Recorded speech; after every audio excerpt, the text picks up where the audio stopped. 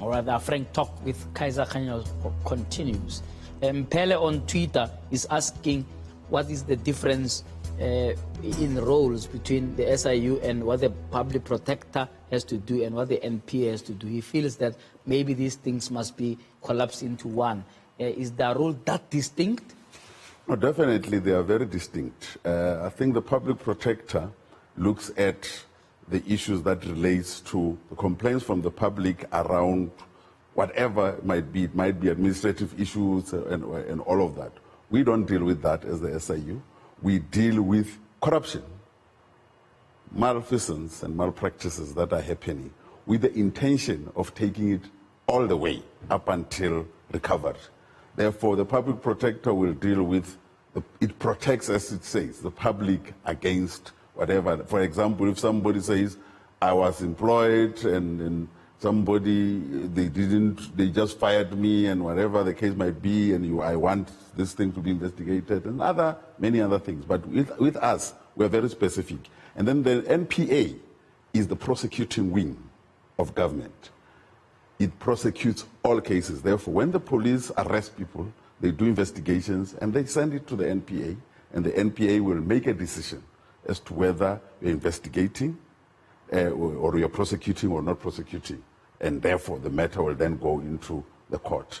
They will then represent the state in that regard. Yeah. But our areas of work are very different, because we are only focusing on corruption that happens. And you know the extent of the corruption that is happening in this country. Yeah. What are some of the big corruption cases that the SIU is dealing with as per your proclamations given or signed off by your minister? The minister said that he's signing proclamations every day, so I'm sure you'll have plenty of examples. But I'm raising that in the context that people are impatient, right? And they feel that, you know, there's all this dirty laundry out, you know, being washed at the commission for a whole year, and essentially nobody is being prosecuted. Yeah, obviously, like I said, we don't deal with prosecuting people. It's not our job. But we have got a lot of cases that we're dealing with. For an example, the proclamation that was signed now, that is looking at intellectual property that is alleged to have been given away by a state institution. And we look at cases like that. An example of a story that happened in Polokwane last week, where we were investigating some company in Mopani, in Limpopo. Yeah. These people got a tender to do boreholes for people who do not have water. They don't do any single borehole. They put a claim of 3 million rand and they get paid. And then we go and investigate. When they realize that we are almost getting there and we are getting all the facts, they then try to bribe our own investigator. They wanted to give him 300,000 rand. 10%. Yeah. Just they give him 10% of what they stole. Yeah, just to change your recommendations. He agreed, and then they met, but we had talked to the Hawks. The person was arrested. They said, so they both who was arrested? The person? No, our investigator tipped us off. Oh, I see. And said, these people want to do this, and we then went with the Hawks.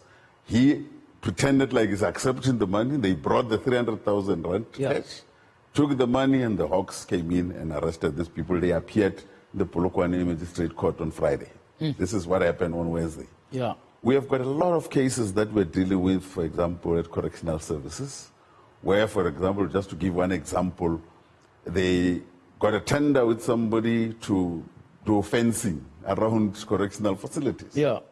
Which was initially supposed to cost 400 and something million, and it ended up being 2 billion. Sure. And then we've got to look at all of those kind of cases that are sounds there. Like Busasa. The Busasa issues, we have investigated, like the correctional services Busasa issues, the one that we have investigated, and we've given the report in 2013 to say this is what needs to be done. The SIU gave a report to whom in 2013? To NPA? To the Department of Correctional Services. To the department itself. Because we then say to them, you must discipline the following people. These are the people who are your culprit, this is the evidence. Yeah. Discipline them. And then if there is criminality, we take those. And nothing was done. With that particular one so far, because then that issue element of people then resigning comes into play. If nothing gets done and then people resign, and then when there are no more employees, you can't discipline them. Therefore, at the end of the day, a lot of people get away with murder. Yeah. So we had to go and hear that from the state capture through Agreezy. Exactly. When in fact it you was had found... I think it was on the 20th of April 2013 when this matter was given over. And we only hear it now when we say, wow. It's still gathering dust. You understand? And those are some of the big cases that we're looking at. In the near future, for example, we'll be following up on the TNA. We're waiting for the proclamation. The TNA breakfast, you remember? Yeah. Yeah, you're going to be conflicted because it happened under your watch at the SABC. I won't be conflicted because I'm not the investigator. I don't have anything to do with it. But also, people must remember, it is not only the SABC that was implicated in it. We also had other SOEs. Yeah. Other SOEs who were party to this. We will look at things like that. We've got lease agreements that we are looking at that were entered into. A lot of evergreen contracts that is just full. If you look at municipalities alone, it's just myriads of them. For example, the case that relates to people who used money for Nelson Mandela's funeral. Bad, yeah? Those issues we are following up. We're almost next to finalizing those issues. Yeah. Therefore, those are important and big issues. But at the end of the day, what will please us is when we're able to set aside those contracts and recover the money.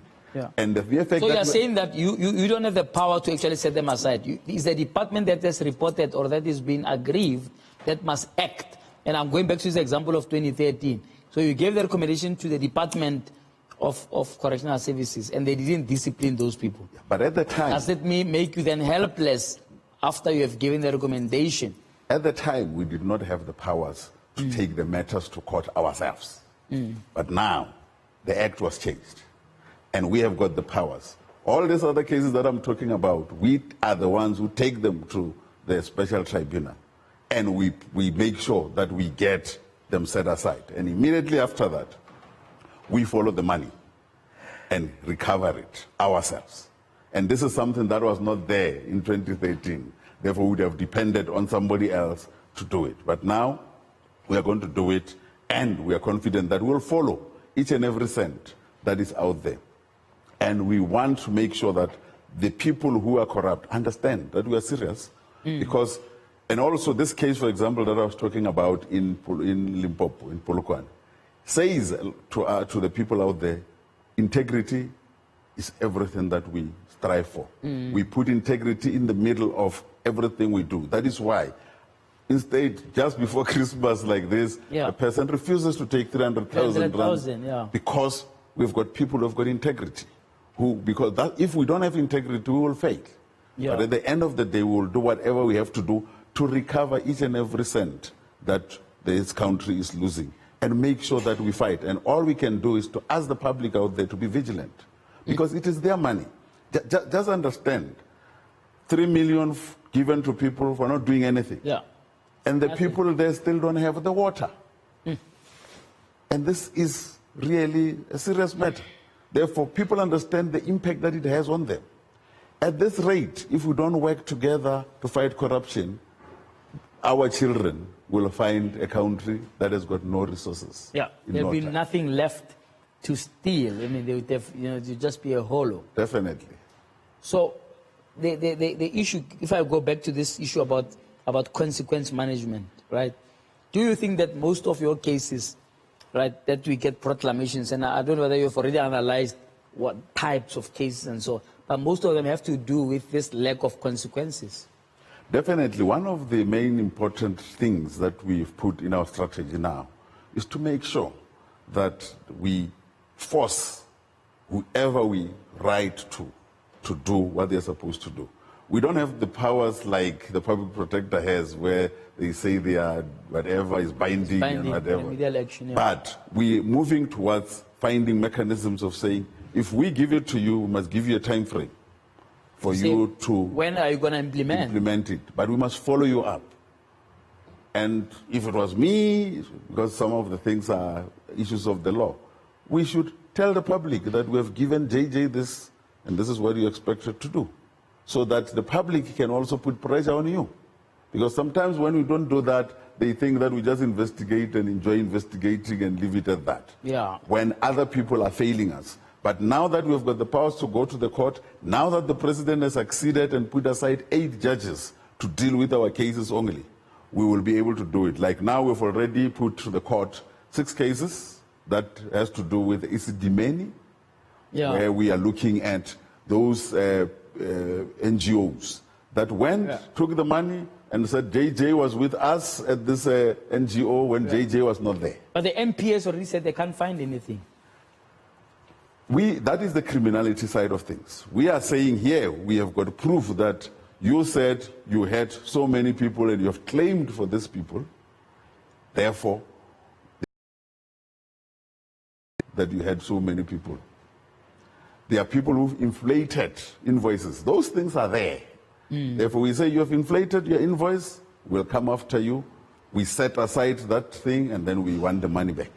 And those are facts. There is nothing to do with NPA and the criminal side of things. I see. We are dealing with the civil side of things. To say, you must prove us otherwise, because we have made the investigation, we have read the reports, and there's no clear track to say you have taken 100 people and you are claiming so much for each person when you had only 50 people.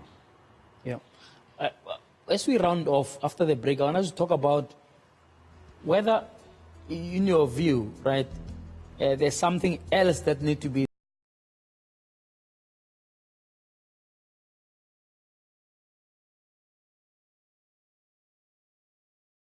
they give themselves contracts, whatever it is. You investigate, you find wrongdoing, and you have to deal with it. But is there an argument to be made for something else to be done, right, that will change the culture that seems to be taking root in terms of public sector and so on? If you look at the AG reports, they are horrific in terms of wasteful expenditure, fruitless expenditure, and so on. So I want to tap your brains on that when we come back from the break. We're still talking on the Frank interview tonight with Kaizer Kganyago, the head of communication for the SIU. Let's take a break now.